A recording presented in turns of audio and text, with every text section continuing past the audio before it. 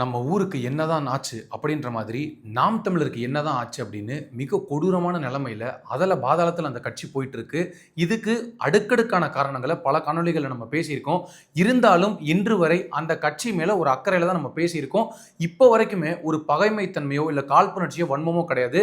ஆனால் ஒருபோதுமே நாம் தமிழர்ல பயணிக்கக்கூடிய உறவுகள் யாருமே என்ன கருத்தை சொல்றாங்க, எதுக்கு சொல்றாங்க, இந்த கட்சி தமிழ்நாடுக்கு அவசியமா, இந்த தத்துவம் எவ்வளவு ஸ்ட்ராங்கா இருக்கு, ஆனாலும் 15 வருஷம் தாண்டியும் ஏன் ஒரு எம்எல்ஏ கூட கன்வெர்ட் ஆகல அப்படின்றதெல்லாம் யோசிக்கிறத விட்டுட்டு இன்று வரை யாரெல்லாம் கட்சி விட்டு வெளியில போறாங்களோ, யாரெல்லாம் கட்சி வேண்டாம் எங்களுக்குள்ள நெருடல் இருக்கு அப்படின்னு அதிகாரப்பூர்வமா அறிவிச்சிட்டு நேர்மையா வெளியே போறாங்களோ அவங்கள கூட துரோகி பட்டம் கட்டி இந்த சமூகத்துல ஒரு மிகப்பெரிய இன துரோகின்னு பட்டம் கட்டணும் அப்படின்ற வேலையை தான் பார்க்குறாங்களே தவிர நம்ம எப்படி மக்கள் மத்தியில் போய் சேரலாம், மக்களுக்கு நம்ம மேல மிகப்பெரிய நம்பிக்கை வரணும்னா என்ன பண்ணலாம் அப்படின்றதுல ஒருபோதும் அக்கறை செலுத்தியதே இல்லை. இதை ஒரு தலைமை ஒருங்கிணைப்பாளர் இருக்கக்கூடிய சீமானுமே இதை ரொம்ப கேஷுவலா டீல் பண்றாரோ அப்படின்ற சந்தேகமுமே இருக்கு. ஏன்னா ஒரு தலைவன் என்பவன் எல்லா மேடைகளையும் சொல்லுவாரு, நான் கப்பலை ஓட்டிட்டு போகக்கூடிய ஒருத்தன், நான் தான் கேப்டன், நான் ஓட்டுறது தான் சரி, வண்டி சரியான வண்டியா இருக்கும் அப்படின்னு ஒவ்வொரு தேர்தல் நேரங்களையுமே அவங்க கட்சி உள்கூட்டத்தில் பேசுவார். நான் தான் படகை ஓட்டிட்டு போவேன், நான் தான் வெள்ள வைப்பேன்னு. ஆனால் இவர் ஓட்டிட்டு போறாரு, போற வழியில் எல்லாருமே கடலுக்குள்ள விழுந்து விழுந்து சாகுறாங்க. ஏன் அப்படின்னு கேள்வி கேட்டா, நீ கட்சியை விட்டு வெளியில போய் இந்த கட்சி ஏன் கட்சி அப்படின்னு தொடர்ந்து அண்ணன் சொல்லுவாரு. நம்ம பலமுறை ஞாபகப்படுத்தியிருக்கோம், அண்ணன் இந்த கட்சி உங்க கட்சி கிடையாது, நீங்களே இன்னொருத்தவங்க கிட்ட இருந்து வாடகைக்கு வாங்கி இந்த கட்சியில் இருக்கீங்க, இது உங்க சொந்த கட்சி கிடையாது. இது ஒரு பக்கம் இருக்கட்டும். இப்ப சமீபத்தில் நாம் தமிழர் கட்சியில இருந்து பல பேர் வெளியில போறாங்க.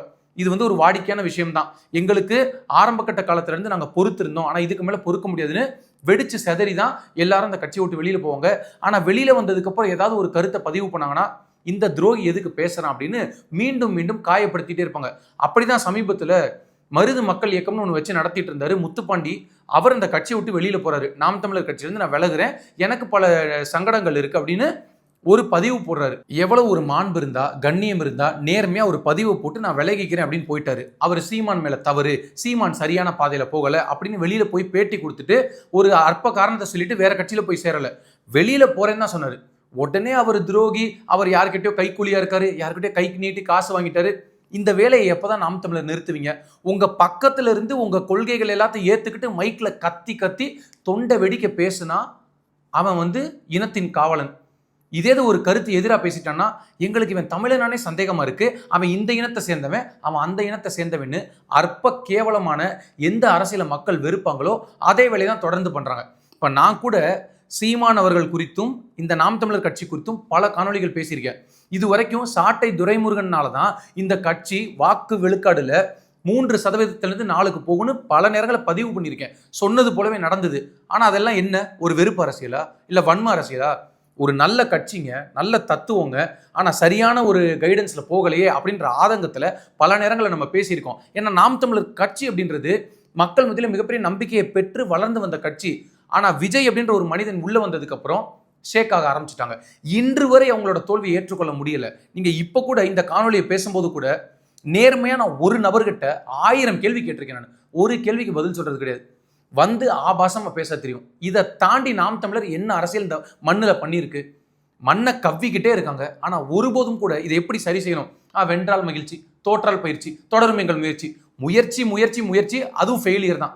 ஒரு இடத்துல கூட அந்த முயற்சி வெற்றியா மாறல. இப்ப இந்த முத்துப்பாண்டி வெளியில போறாரு, போறதுனால உங்களுக்கு என்ன பிரச்சனை? சரி, கட்சி விட்டு போறவன் போ, இது என் கட்சி என் கட்சின்னு உங்க அண்ணன் சொல்றாரு. அப்புறம் கட்சி விட்டு வெளியில போனதுக்கு அப்புறம் துரோகி அப்படின்னு பேசினா இது எந்த வகையில நியாயம்?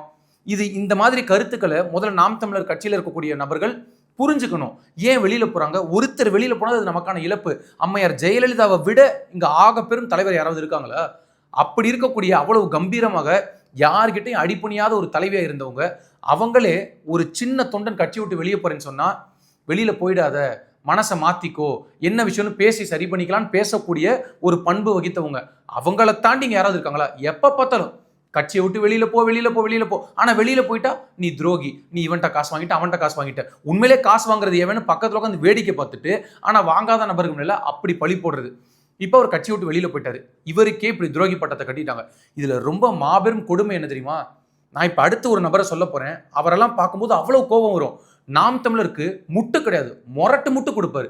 ஐயா ஏகலைவன் ராவணன் ஒரு யூடியூப் சேனல் வச்சு நடத்திட்டு வர்றாரு. நல்லா புரிஞ்சுக்கோங்க, நாம் தமிழர் கட்சியில நிர்வாகி கிடையாது, உறுப்பினர் கிடையாது, அவர் நாம் தமிழர் கட்சியை சார்ந்தவர் கிடையாது.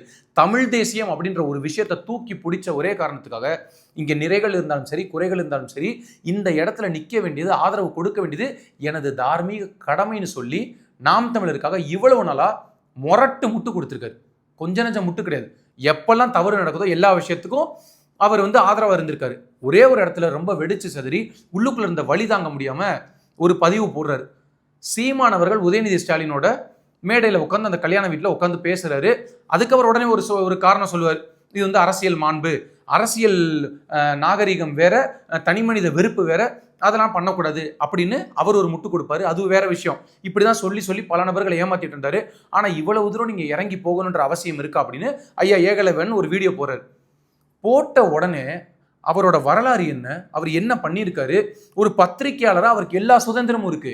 நீங்க இந்த கருத்தை தான் பேசணும் பேசக்கூடாதுன்னு சொல்றதுக்கு அவர் நாம் தமிழர் அடிமை கிடையாது, நாம் தமிழர் கட்சியில நிர்வாகி கிடையாது. ஆனா ஒரு கருத்தை பதிவு பண்ணதுக்காக அவர் குறித்து அவ்வளவு கொச்சையா எழுதுறது, வீடியோ போடுறது, பேசுறது.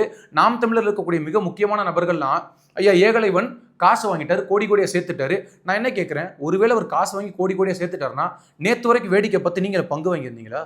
நேற்று வரைக்கும் வர நல்லவன் சொல்லிட்டு இன்னைக்கு உங்களுக்கு எதிராக ஒரு கருத்து சொன்னா, நான்லாம் உண்மையிலே சொல்றேன், இயற்கைக்கு தினமும் நன்றி சொல்றேன். நல்ல வேலை தப்பி தவறி கூட இந்த நாம் தமிழர் கட்சி ஆட்சிக்கு வருவதற்கு முயற்சி கூட பண்ணல. அவங்க ஆட்சிக்கு வரப்போறது இல்லை. ஆனா எங்கேயாவது தப்பி தவறி ஆட்சிக்கு வந்திருந்தா நினைச்சு பாருங்க, 10 திமுகக்கு சமமா மாறி இருக்கும். கருத்தே பேசக்கூடாது, கருத்தே சொல்லக்கூடாது அப்படின்னா நீங்க எந்த நாட்டில் இருக்கீங்க? இன்னமும் நாம் தமிழர் கட்சி 8% உயிரை கொடுத்து உழைச்சுதானே மேலே போயிருப்பீங்க. வெயில் பகல் இரவு மழை புயல் பார்க்காம உழைச்சிருக்கீங்கல்ல. இன்னைக்கு சோசியல் மீடியாவில் உட்காந்து விமர்சனம் பண்ணக்கூடிய நபர்கள் கூட உயிரை கொடுத்து வேலை பார்த்துருக்கீங்கல்ல. அந்த 8% கீழே இறங்கி 4க்கு போயிருக்கு. இதை எப்படி சரி பண்றது? மக்கள் ஏன் நம்மளை ஏற்றுக்கொள்ளலை, மக்கள் ஏன் நம்மளை வெறுத்தாங்க, விஜயை திட்டினதுனால தான் மக்கள் நம்மளை தூக்கி தொடச்சி எரிஞ்சிட்டாங்க அப்படின்ற புரிதல் இல்லாம இன்னமும் வென்றால் மகிழ்ச்சி தோற்றால் பயிற்சி அப்படின்னா இனி பயிற்சியும் கிடையாது. இனி பயிற்சிக்கே தமிழ்நாட்டுக்குள்ள இருக்க முடியாது. அந்த மாதிரி ஒரு கேவலமான ஒரு பார்வை வருது. இதுக்கு முன்னாடி நான் நாம் தமிழர் கட்சியில நான் பயணிச்சேன்னு சொன்னா ஒரு மரியாதையோட பார்ப்பாங்க. இப்ப நீங்க வெளியில போய் சொல்லி பாருங்க, நான் நாம் தமிழர்ல இருந்தே இப்ப வெளியில வந்துட்டேன்னு சொன்னா கேவலமா பாக்குறாங்க, மேலையும் கீழையும் பாக்குறாங்க. ஏன் அப்படின்னா இப்ப யாருமே அதை நாம் தமிழர் பார்ட்டின்னு சொல்றது இல்ல, நாம் தமிழர் பிரைவேட் லிமிடெட்னு சொல்லிட்டாங்க. முழுக்க முழுக்க வியாபாரமா மாத்தி தமிழ் தேசியம் நம்பர் 1 பிசினஸா மாறிடுச்சு. இந்த கருத்தை நான் சொல்றேன்னு நினைக்கிறீங்களா? முழுக்க முழுக்க நாம் தமிழர்ல இருக்கக்கூடிய நபர்களே வருத்தப்பட்டு பேசுறாங்க. இப்படி ஆயிடுச்சே கட்சி, ஊர் முழுக்க பணம் காசு சம்பாதிக்கிற நோக்கத்தில் இந்த கட்சி போயிடுச்சு, எங்கேயுமே இனி ஜெயிக்க போறோம்னு தெரியாது அவங்களுக்கு, இனி வெல்வதற்கு வாய்ப்பு இல்லைன்றதை புரிஞ்சுக்கிட்டதுனால இனி இருக்கிற வரைக்கும் எவ்வளத்த சுருட்டலான்னு இந்த கட்சி நினைக்க ஆரம்பிச்சிருச்சுன்னு கண்ணீர் வடிக்கிறாங்க. எத்தனை பேரோட உழைப்பு, எத்தனை பேரோட நம்பிக்கை, எத்தனை பேரோட உழைப்பை சுரண்டி எடுத்திருக்கீங்களே, இது பாவச் செயல் இல்லையா? இவ்வளவு பெரிய ஒரு மூத்த பத்திரிகையாளர் ஐயா ஏகலைவன், அவர் கருத்துக்கள்ல 1000 விமர்சனங்கள் நமக்கு இருக்கு. ஆனாலும் ஒரு வயசுல மூத்தவர் சீமானவர்கள் கூப்பிட்டு கண்டிக்கலாம்ல, இந்த மாதிரி எழுதக்கூடாது, இந்த மாதிரி பேசக்கூடாது அப்படின்னு. காரணம் என்ன தெரியுமா? பேச சொல்றதே அவர் தான். அவர் இந்த மாதிரி ரசிப்பாரு. இந்த மாதிரி நம்மளை யாராவது குறை சொல்லிட்டாங்க அப்படின்னா அதை நம்ம இந்த மாதிரி அட்டாக் பண்ணணும் அப்படின்னு உத்தரவு கொடுத்துருவாரு, அந்த வேலையை பண்ணுவாரு. இதனாலதான் சாட்டை துரைமுருகன் பல நேரங்களில் சொல்லியிருக்காரு, எல்லாருக்கும் அண்ணன் ஒரு வேலை திட்டம் கொடுத்துருக்காரு, எனக்கு விஜய் அட்டாக் பண்ற வேலை திட்டம் கொடுத்துருக்காரு அப்படின்னு சொல்லி பலியாட ஆனவர் தான் சாட்டை துரைமுருகன். அவர் விரும்பி பண்ணாருன்னு நினைக்கிறீங்களா? சாட்டை நினைச்சு அவருக்கு பல ஆசைகளை காமிச்சு இந்த மாதிரி வேலையை பண்ண சொன்னதுனால அவர் பண்ணாரு. இதுல தென்னகம் விஷ்ணுன்னு நாம் தமிழருக்கு மிக அறியப்பட்ட ஒரு நபர், அவரோட கடைசி 10-15 காணொலிகள் எடுத்து பாருங்க. முழுக்க முழுக்க ரொம்ப ஒரு தெளிவான பார்வை. இதுக்கு முன்னாடி நாம் தமிழருக்கு முரட்டு முட்டு கொடுத்துட்டு இருந்தவர் இப்ப ரொம்ப யதார்த்தமா நடுநிலை வகிக்கிறார். ஐயா ஏகலைவன் குறித்தோ ஐயா முத்துப்பாண்டி குறித்தோ ஏன் இப்படி பேசுறீங்க? கட்சி விட்டு வெளியில போனா என்ன பிரச்சனை? அவங்களை இப்படி துரோகி பட்டம் கட்டாதீங்க, அவங்களோட உழைப்பு என்ன, வரலாறு என்ன, ஏன் இந்த மாதிரி எல்லாம் பேசுறீங்க? ஏதாவது ஃபேக் ஐடியை கிரியேட் பண்ணிட்டு இந்த மாதிரி 2 பேரை போட்டோவை போட்டு, யார களஞ்சியம் முத்துப்பாண்டி போட்டோவை போட்டு, ஏன்னா அவங்க 2 பேருமே சகோதரர்கள் போர்ல இருப்பாங்க, எப்பயுமே ஒன்னாதான் போவாங்க. அவங்க 2 பேர் போட்டோவை போட்டு இவங்க 2 பேரையும் வளர்த்ததுக்கு 2 நாயை வளர்த்திருந்தா கூட விசுவாசமா இருந்திருக்கும்னு நாம் தமிழர் தம்பிகள் சொல்லியிருக்காங்கன்னு நான் சொல்லல, நாம் தமிழர் கட்சிக்குள் இருக்கக்கூடிய தென்னகம் விஷ்ணு சொல்றாரு. இந்த கருத்தை எப்படி எடுத்துக்கிறது? இப்ப தென்னகம் விஷ்ணு இப்படி ஒரு கருத்தை பதிவு பண்ணிட்டாரா, உடனே நாம் தமிழர் என்ன தெரியுமா பண்ணுவாங்க? விஷ்ணு ஏன் இப்படி பேசுறான், ஏதாவது அதுல ஒரு நல்ல காரணம் இருக்குமா, இல்ல உண்மையிலேயே இதுக்கான நோக்கம் என்ன அப்படின்லாம் பாக்குறது இல்ல. விஷ்ணு இப்படி ஒரு கருத்தை சொல்லிட்டானா, இவன் தமிழனா இருப்பானா, இல்ல அந்த இனத்தை சார்ந்தவனா இருப்பானா, இல்ல அவங்க தாத்தா எங்க இருந்து வந்திருப்பாரு, இவங்களோட முன்னோர்கள் எங்க இருந்து இருப்பாங்க அப்படின்னு இப்ப டிஎன்ஏ டெஸ்ட்டுக்கு போயிருவாங்க. இந்த கருமத்தை தாண்டி நாம் தமிழருக்கு வேற எதுவுமே தெரியாது. இன்னமும் சீமான் அண்ணன் முதலமைச்சரா வந்துருவார்னு கனவு கண்டீங்கன்னா உங்களை நான் என்ன சொல்றது? ஒரு கட்சிக்குள்ள மாண்புன்னு ஒன்று இருக்குல்ல, நாகரிகம்னு ஒன்று இருக்குல்ல. உதயநிதி ஸ்டாலின் அவர்கள் பக்கத்தில் உட்காந்து சிரிச்சு பேசுவாரு, மு.க. ஸ்டாலின் கிட்ட போன்ல பேசிட்டு அழுதுட்டு பேசுவாரு. ஆனா கட்சிக்குள்ள பயணம் பண்ணவங்களை வெளியில போறப்ப துரோகின்னு பட்டம் கட்டுவாரு. இதுதான் இவரோட அரசியல் மாண்பு, அரசியல் நாகரிகம். எவ்வளவு பெரிய கேவலமான அரசியலாச்சு. இப்ப அம்பாசமுத்திரத்தில் அண்ணன் போட்டியிட போறாரு. திமுக அதிமுக போட்டியிடலனாலும் அண்ணன் பொது வேட்பாளர் கிடையாதான், என்டிகே வேட்பாளர் தானா. அதிபுத்திசாலித்தனமாக ஐயா இவர் பேசுறாரு, இடுபவனம் கார்த்தி. திரு சீமான் அவர்கள் நான் சட்டசபைக்குள்ள போயாகணும், எனக்கு ஆதரவு கொடுக்கணும் அப்படின்னு எல்லா கட்சிக்கிட்டையும் பேசிட்டு இருக்காரு. டிவிகேவை வீழ்த்தணும், என்னை கொண்டு வாங்க முன்னாடின்னு எல்லா கட்சிக்கிட்டையும் பேசுறாரு. இல்லைன்னு மறுத்து பேசுங்க. இதை இல்லைன்னு மறுத்து பேச முடியுமா? நான் சொல்றது ஏதோ காதுக்கு வந்த செய்தி, ஃபேஸ்புக்ல வந்த செய்தி, ட்விட்டர்ல வந்த செய்திலாம் கிடையாது. இப்ப உங்க அண்ணன் இருக்கார்ல, அவர் கூட நெருங்கி இருக்கக்கூடிய நபர்கள் தான் இந்த தகவலை நம்ம கிட்ட சொல்றாங்க.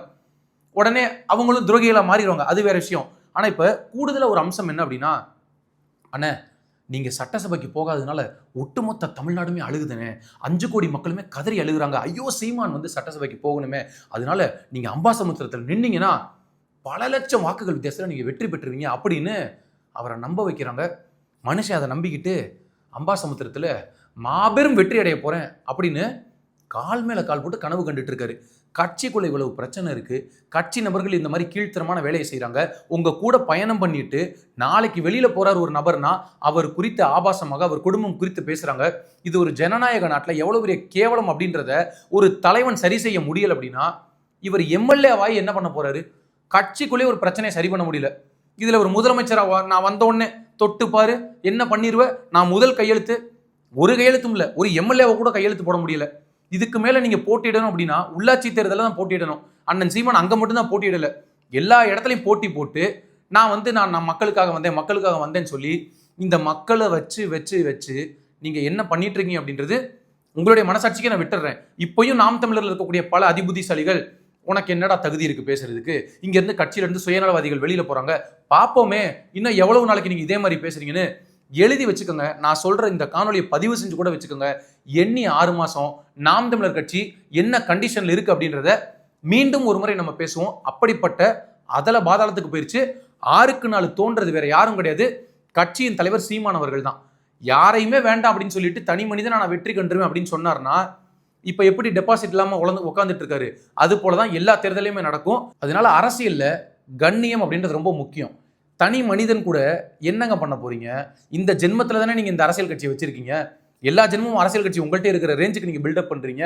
உங்க கூட பயணம் பண்றாங்கல்ல, உங்க கூட ஒன்னா இருந்து சாப்பிட்டு உங்க பக்கத்திலே உறங்கினவங்க எல்லாத்தையுமே நீங்க துரோகின்னு பட்டம் கட்டினீங்கன்னா நீங்க இந்த உலகத்துக்கு என்ன செய்தி சொல்ல முயற்சி பண்றீங்க? உங்க கட்சியில விரல் விட்டு எண்ணி ஒரு 4-5 பேரை சொல்லலாம். நீங்க எல்லாரும் சொகுசான வாழ்க்கை வாழ்றதுக்காக பல பேரை நீங்க அடமானம் வச்சுட்டு இருக்கீங்க. இன்னமும் நாம் தமிழர்ல இருக்கக்கூடிய பல நபர்களுக்கு அப்பாவியா இருக்காங்க. உங்களை பேசுனா அவ்வளவு கோவப்படுறாங்க, எங்க அண்ணனை நீ எப்படிடா பேசலான்னு. ஆனா அவங்கள பார்க்கும்போது கண் கலங்குது, நமக்கு உண்மையிலே வலிக்குது. இப்படி பாவமா இருக்காங்களே, பரிதாபமா இருக்காங்களே. ஏன் வலிக்குது தெரியுமா? நம்மளும் அப்படிதான் இருந்தோம்.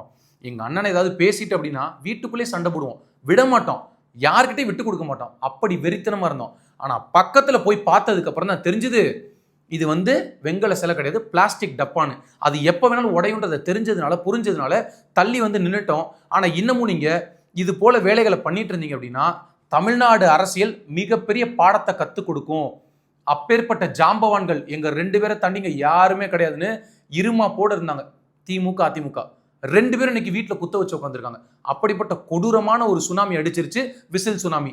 அந்த விசில் அலையில மீண்டும் நீங்க சிக்கினீங்க அப்படின்னா பொறி மாதிரி காணாம போயிருவீங்க. அதனால ஒரு அன்பான கோரிக்கை, வேண்டுகோள், எச்சரிக்கை எப்படி வேணாலும் எடுத்துக்கோங்க. நேர்மையான அரசியலை பண்ணுங்க, நாகரிகமான அரசியலை பண்ணுங்க. இல்ல நாங்க இப்படிதான் சோசியல் மீடியாலேயே நாங்க வாழ்ந்துட்டு இருப்போம்னா சோசியல் மீடியால வேணா அண்ணன் சீமான் அவர்கள் முதலமைச்சர் ஆகலாம், மன்னிக்கணும், இனிமேல் அதற்கும் வாய்ப்பில்லை.